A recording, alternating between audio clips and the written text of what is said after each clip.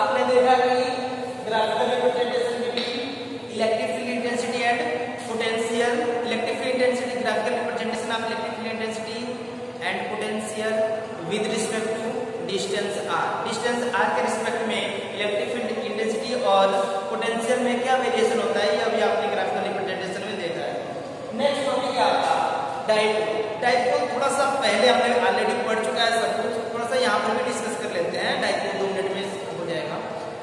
Dipole में क्या बताएगा आपको, इलेक्ट्रिक डाइपोल में एक चार्ज होता है। इलेक्ट्रिक डाइपोल में सेम मैग्नीट्यूड के 2 चार्जेज होते हैं। सेम मैग्नीट्यूड के 2 चार्जेज, उसका जो नेचर होगा वो अपोजिट होगा, एक प्लस होगा तो दूसरा माइनस होगा। उसका जो वैल्यू होगा, मैग्नीट्यूड होगा, दोनों का सेम होना चाहिए। ठीक है, वो बहुत ही अगर बहुत ही शॉर्ट डिस्टेंस में बहुत ही करीब रखे गए हों, एक दूसरे के पास रखे गए हों, तो इस तरीके का जो अरेंजमेंट होता है उसको आप कहते हो क्या, डाइपोल। डाइपोल को आप स्मॉल पी से लिखते हो। और अगर 2 चार्जेज, एक प्लस क्यू और दूसरा माइनस क्यू, अगर ये 2 चार्जेज हैं, ये एक दूसरे से 2m बहुत स्मॉल डिस्टेंस 2m पे रखे गए हैं, तो इसका जो डाइपोल मोमेंट होगा वो P इक्वल्स 2l और q के प्रोडक्ट के बराबर होता है। डाइपोल मोमेंट ये वेक्टर क्वांटिटी है और इसका डायरेक्शन हमेशा माइनस से प्लस की तरफ होता है। इसका डायरेक्शन हमेशा माइनस से प्लस की ओर होता है। तो ये हुआ आपका डाइपोल मोमेंट। इसका जो SI यूनिट होता है, SI यूनिट ये होता है कूलम्ब इनटू मीटर। इसका SI unit coulomb into metre होता है। इतना आपने पढ़ा हुआ है। अब यहाँ पर आप देखोगे कि डाइपोल की वजह से यहाँ पर पोटेंशियल कितना होगा, पोटेंशियल ड्यू टू डाइपोल। किसी डाइपोल की वजह से पोटेंशियल कितना डेवलप होता है, ये इस डेरिवेशन में आपको देखना है। क्लियर है? अब देखो किस तरह से कैलकुलेट करेंगे potential due to a dipole. Suppose करो कि ये एक डाइपोल है, अच्छे से समझना। सपोज करो कि ये एक डाइपोल है, इसका चार्ज Q है और इसका चार्ज माइनस Q है। डाइपोल, इसके बीच का एक सर्टेन डिस्टेंस होता है। सपोज करो कि इसके बीच का सर्टेन डिस्टेंस 2a है। इसके बीच का सर्टेन डिस्टेंस क्या है, 2a है। आप तो कुछ भी ले सकते हो, ये कोई फिक्स वैल्यू नहीं है, 2a ही होगा। आप तो क्लियर कर रख करके मान लीजिए फार्मूला जो लोगे वहां पर आप जो भी मैंने ए नोटेशन रखा है, आप कुछ और नोटेशन रखना चाहो तो रख सकते हो, लेकिन ज्यादा इधर उधर करने की जरूरत नहीं है। जैसे बताया जाएगा, ऐसे नहीं तो बाद में आपको कंफ्यूजन क्रिएट हो सकता है कि यहाँ पर कुछ और है वहां पर कुछ और है। तो नोटेशन एक ही रखना, एक ही रखा करो। यहाँ पर सपोज करो कि ये डाइपोल मोमेंट है। डाइपोल मोमेंट में मैंने प्लस क्यू चार्ज और माइनस क्यू चार्ज दिया हुआ और इसके बीच का सेपरेशन 2a है। ठीक है, इसका जो इंटरमीडिएट पॉइंट होता है उसको मैंने क्या बोला था, डाइपोल एक्सिस। ये पॉइंट जो होगा, जो इसका इंटरमीडिएट है, इसको कहते हैं डाइपोल एक्सिस। डाइपोल एक्सिस से सपोज करो कि कोई एक पॉइंट है P, कोई एक पॉइंट है P जो डाइपोल एक्सिस से r डिस्टेंस पे है। डाइपोल एक्सिस से r डिस्टेंस पे कोई एक पॉइंट है P। इस पॉइंट P पे हमें क्या फाइंड आउट करना है, पोटेंशियल कितना होगा। पोटेंशियल कितना होगा ये हमें कैलकुलेट करना है। क्लियर है? कैसे कैलकुलेट करेंगे? सपोज करो कि यहां से लगने वाला एंगल कितना है, थीटा है। यहां से लगने वाला एंगल थीटा है। अब ये अगर ये वाला एंगल थीटा है तो हम क्या करेंगे, इसमें थोड़ा सा कंस्ट्रक्शन करने वाले हैं। यहां से हमने इसको ज्वाइन किया और यहां से इसको भी हमने ज्वाइन किया। क्लियर है? अगर मैं ये बोलूं कि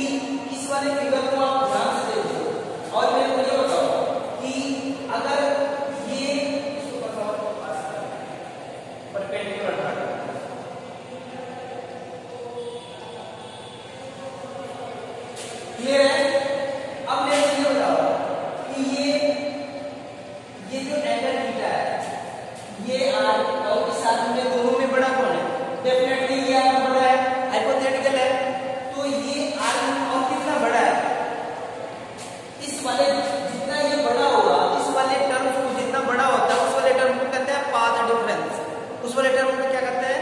पार्ट डिफरेंस। वेव चैप्टर में आगे ऑप्टिक्स में आपको एक नया टर्म्स मिलेगा जिसको आपको दो चीजें वहां पर देखनी होंगी। एक होता है पाथ डिफरेंस और दूसरा होता है फेज डिफरेंस। तो पाथ डिफरेंस और फेज डिफरेंस क्या है? अगर लेंथ में अगर डिफरेंस है तो that's different are called the path difference. और अगर कोई वेव प्रोपिगेट कर रहा है, दो वेव प्रोपिगेट कर रहे हैं और उसके प्रोपिगेशन में अगर डिफरेंस है तो उसको फेज डिफरेंस कहते हैं। समझ आ रहा है? तो वो वहां पर जब आपको इंटरफेरेंस और डायफ्रैक्शन पढ़ाया जाएगा वहां पर बताया जाएगा डीपली कि जो पाथ डिफरेंस होता है डेल्टा एक्स वो उसकी वैल्यू कितनी आती है और जो फेज डिफरेंस डेल्टा फाई होता है उसकी वैल्यू कितनी आती है। बस यहाँ पर ये समझो कि अगर मैं बोलूँ कि ये स्मॉल है, ये आर स्मॉल है और ये आर लार्ज है तो कितना लार्ज है इसको फाइंड आउट करने के लिए हम इसमें क्या करेंगे? परपेंडिकुलर ड्रा करेंगे। हम इसमें क्या करेंगे? परपेंडिकुलर ड्रा करेंगे। परपेंडिकुलर ड्रा करेंगे। ये एंगल कितना? 90। ये एंगल कितना? थीटा। ये आर कितना? ये इसका मिड पॉइंट है। ये 2a है टोटल, तो ये वाला आर कितना होगा? क्लियर है? वैसे ही यहाँ पर भी अगर मैं बोलूँ कि इसके इक्विवेलेंट अगर मुझे लेंथ फाइंड आउट करना है तो कैसे करोगे? इस वाले टर्म को थोड़ा सा आगे बढ़ाओ, इस वाले टर्म को मैंने थोड़ा सा आगे बढ़ाया और फिर यहाँ से हमने इसमें परपेंडिकुलर ड्रा करा, यहाँ से हमने परपेंडिकुलर ड्रा करा इस वाले लाइन में। ठीक है? तो अगर ये वाला पार्ट इसमें ऐड कर दिया जाए तो इसका लेंथ और इसका लेंथ इक्वल होगा। वैसे ही जैसे कि इस वाले पार्ट से हमने यहाँ पर परपेंडिकुलर ड्रा करा है तो ये आर और ये आर क्या हो गए? इक्वल हो गए। वैसे ही अगर इस वाले आर के परपेंडिकुलर इस वाले आर के इक्वल अगर इस वाले आर को हम चाहते हैं तो अगर इतना पार्ट इसमें ऐड कर दिया जाए तो ये इसके इक्वल होगा। ये हम ऐसा क्यों कर रहे हैं? क्योंकि आपको पता है कि electric field intensity due to a point charge यहाँ से इस चार्ज से आर डिस्टेंस के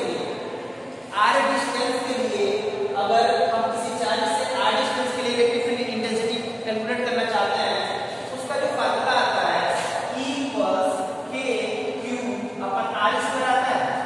पोटेंशियल की अगर हम बात करें तो किसी पॉइंट चार्ज से आर डिस्टेंस से किसी पॉइंट चार्ज की किसी सर्टेन डिस्टेंस पे अगर हम पोटेंशियल कैलकुलेट करते हैं तो उसकी वैल्यू आती है V = kq/r आता है ना। हमें क्या करना है कि इस वाले चार्ज की वजह से यहाँ पर पोटेंशियल कैलकुलेट करना है तो ये वाला आर तो चाहिए ना। ये आर हमें पता नहीं है, हमें कौन सा पता है? इस सेंटर से यहाँ तक का डिस्टेंस पता है। तो इस वाले के टर्म में हमें इसे कैलकुलेट करना पड़ेगा, बदलना पड़ेगा, चेंज करना पड़ेगा कि ये कितना होगा। क्लियर है? और ये वाला ये आर हमें पता है इस डायपोल एक्सिस से आर डिस्टेंस पे, तो हमें ये नहीं पता है। और मुझे अगर हम चाहते हैं कि इस वाले चार्ज का पोटेंशियल हमें यहाँ मिल जाए तो सबसे पहले तो ये डिस्टेंस हमें पता करना पड़ेगा। इसीलिए हम ये काम कर रहे हैं कि इस वाला ये जो लेंथ है वो कितना है, तो हम ये जो लेंथ है इस लेंथ में से अगर हम कितना माइनस कर लें तो ये लेंथ मिल जाएगा, मिलेगा ना। अगर टोटल लेंथ में से ये लेंथ अगर माइनस कर दे तो ये लेंथ मिल जाएगा और ये लेंथ इसके इक्वल है। तो यानी इससे इतने डिस्टेंस पे अगर कैलकुलेट पोटेंशियल करना है तो हम कर सकते हैं। क्लियर है? तो क्या करेंगे? अब देखिए पहले ये बताओ कि ये वाला डिस्टेंस होगा कि नहीं। ठीक है? इस वाले में सपोज नाम दे देते हैं S T U M N, इसको M, इसको N और इसको कुछ भी नाम दे दो T। ठीक तो है ये E नहीं है ना, F क्लियर है? अब क्या क्या करना है? ये वाली जो ट्रायंगल है ये कौन सा ट्रायंगल है? राइट एंगल ट्रायंगल है। राइट एंगल ट्रायंगल में एक वन जो एंगल होता है एक एंगल 90 होता है, ये एंगल क्या है? 90 है। इस वाले एंगल में देखना हमें ये पता है और ये फाइंड आउट होता है तो अननोन बाय नोन, अननोन हमें क्या फाइंड आउट करना है? Mn in triangle T and M में M and T में M and T unknown by known M and by known कितना? A। दिस ये थीटा एंगल है, यानी अननोन बाई नोन, ये बेस बाई हाइपोटेन्यूज। 90 के एंगल का सामने का क्या होता है? हाइपोटेन्यूज होता है, यानी बेस बाई हाइपोटेन्यूज कौन सा टर्म आता है? cos theta. यानी mn की वैल्यू कितना? mn equals a cos theta. Clear है? सिमिलरली यहां पर mf की वैल्यू कितनी होगी? सिमिलरली ट्रायंगल MSF में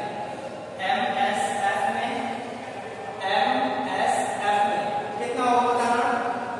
अननोन बाई नोन, अननोन क्या है? अननोन ये है MF अपान नोन क्या है? ये वैल्यू A है, क्योंकि ये टोटल A है ना, ये A होगा, यानी MF upon A this equals यहाँ पर भी, ये यहाँ पर हमने 90 यहाँ पर पेंटुअल ड्रा कराया, ये एंगल 90 हो गया, और ये बेस है, बेस बाई हाइपोटेन्यूज कौन सा टर्म मिलेगा? cos थीटा, यानी MF this equals A cos theta, A cos, यानी ये वाला भी टर्म कितना है? A cos थीटा है, और ये वाला टर्म भी कितना है? A cos। अब हमें अगर ये वाला वैल्यू फाइंड आउट करना है, तो इस टोटल में से इस वाले टर्म को माइनस करेंगे ना, तो ये वैल्यू कितना मिलेगा? R minus A cos theta. Clear है? R minus A cos theta ये वैल्यू होगी इसकी, और इसकी वैल्यू बताना, इस R में अगर इस वाले टर्म को ऐड करेंगे तो टोटल मिल जाएगा, और यही वैल्यू इसकी है, यानी ये जो वैल्यू होगा ये हो जाएगा R plus A cos theta. बस यही काम करेंगे, अपना वैल्यू आ गया। इतना क्लियर है? अब इसको कैलकुलेट कैसे करना है, इसको मिटा दे।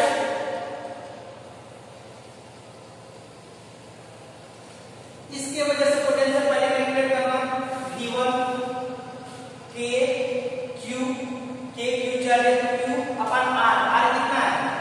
r plus a cos theta. d2 value बताना, k q upon r minus a cos theta. Resultant बताना, b दोनों के डिफरेंस के इक्वल होगा, d1 डिफरेंस, d2 कौन सा ज्यादा होगा?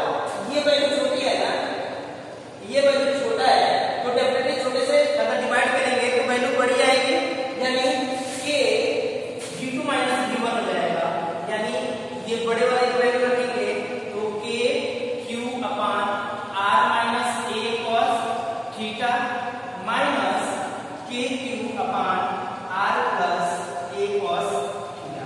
क्लियर है? अब क्या करेंगे? दोनों सॉल्व कर लो, k q कॉमन है, k q कॉमन कर लो, दोनों में है तो 1 अपान r minus a cos theta minus 1 upon r plus a cos theta. इतना क्लियर है? क्लियर है ना? दिख रहा है? नहीं दिख रहा? चलो ठीक है, ये फिगर मिलाते हैं, फिगर का कोई काम नहीं है।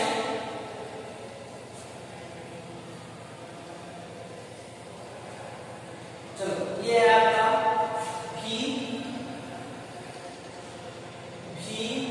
This equals k q। इसको सॉल्व कर लो, सॉल्व करेंगे तो क्या मिलेगा?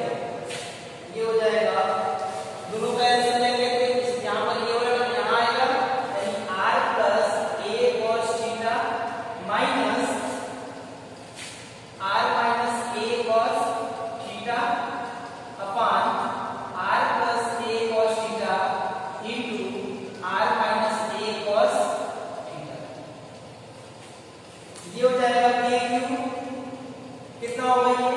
r plus a cos theta minus r plus a cos theta upon a plus b to a minus b, a square r square minus a square cos square.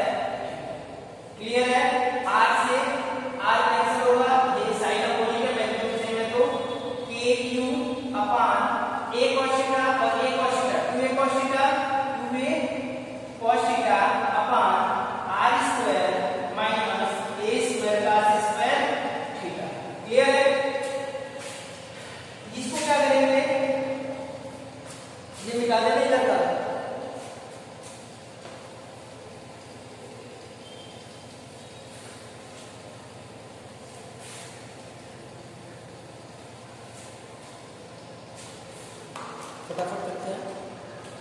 ये हो जाएगा आपका के क्यू 2a क्यूब के अंदर लेके आओ, ये हो जाएगा के 2a cube cos theta upon r square minus a square cos square theta. ये वैल्यू हो गई आपकी रिजल्टेंट पोटेंशियल V। ठीक है, अब आपको पता है कि मैंने जो अरेंजमेंट किया हुआ था, तो दो चार्ज थे, एक का मैग्नीट्यूड प्लस q और दूसरे का मैग्नीट्यूड माइनस q, और एक दूसरे से कितने डिस्टेंस पे थे, 2a डिस्टेंस पे। तो वहां पर डायपोल मोमेंट कितना आया था, p इक्वल 2a q। ये होता है डायपोल मोमेंट। यहाँ पर 2a q की जगह पर डायपोल मोमेंट p लिख सकते हो, यानी ये हो जाएगा k p 2a q की जगह पर हमने क्या लिखा, p dipole moment p cos theta upon r square minus a square cos square theta.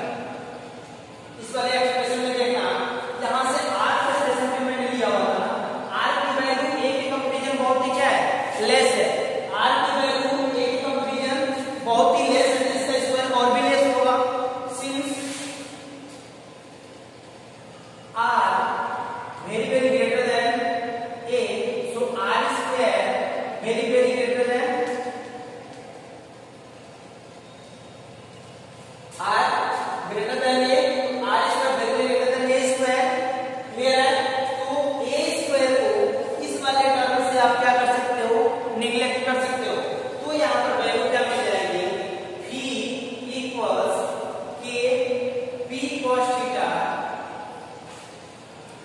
r square, और इस वाले टर्म को आप क्या करोगे, ये जो सेकंड टर्म है स्मॉल वैल्यू की वजह से इसको इस वाले टर्म से निगलेक्ट कर देंगे, यानी r स्क्वायर। क्लियर है? k कांस्टेंट है और इसकी वैल्यू आपको पता है 1/4 होता है, यानी ये होगा आपका v equals 1/4 pi epsilon nought p cos theta upon r square. तो ये होता है potential due to dipole, potential due to dipole. इसमें थोड़ा सा हम 2-3 केस होता है उसको देखते हैं, उसके बाद नेक्स्ट टॉपिक किया जाएगा।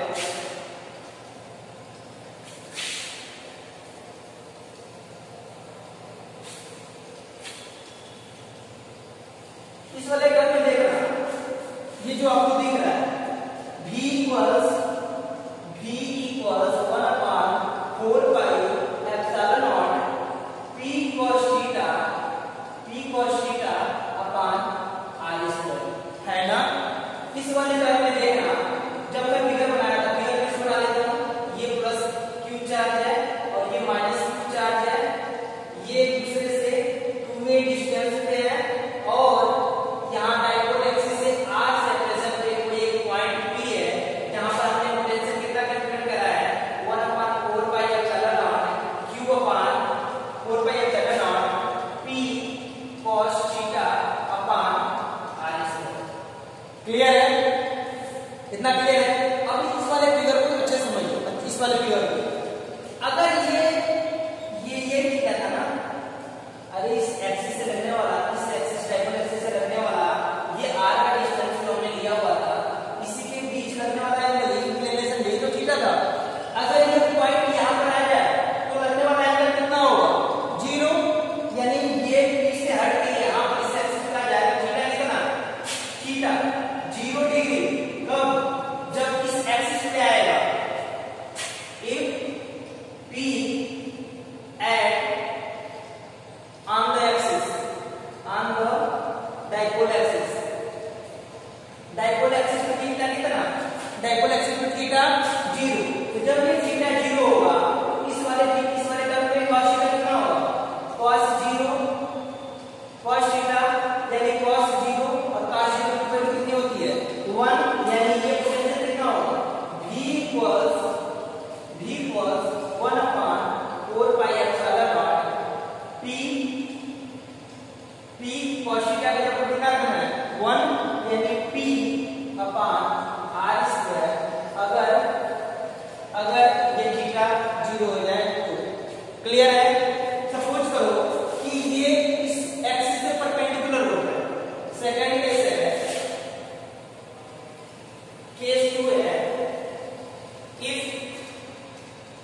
थीटा इक्वल्स 90 डिग्री, तो cos 90 कितना होता है?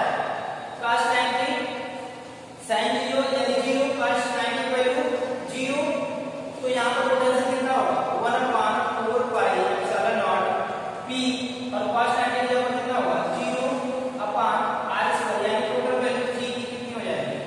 0, यानी ये जो लगने वाला एंगल अगर परपेंडिकुलर हो जाए एक्सिस के, तो वहां पर कोई सा भी पोटेंशियल नहीं मिलेगा। थर्ड केस है, ये सेकंड था, और थर्ड है इफ थीटा इक्वल्स 180, तो cos 180 कितना होता है? -1, यानी cos 180 दिस इक्वल्स -1, तो ये जो पोटेंशियल होगा कितना होगा? v equals 1/4 pi epsilon nought p cos 180 यानी -1 अपॉन r², या फिर इसी को आप लिख सकते हो minus of 1/4 pi epsilon nought p upon r², ये होता है पोटेंशियल। क्लियर है? तो इतना आप एक बार प्रैक्टिस करना घर पे, और बाकी के जो टर्म्स हैं डाइपोल एक्सिस में तो उसको किया जाएगा, इसको आप प्रैक्टिस करना, नहीं समझ में आएगा तो फिर बात करेंगे, ठीक है?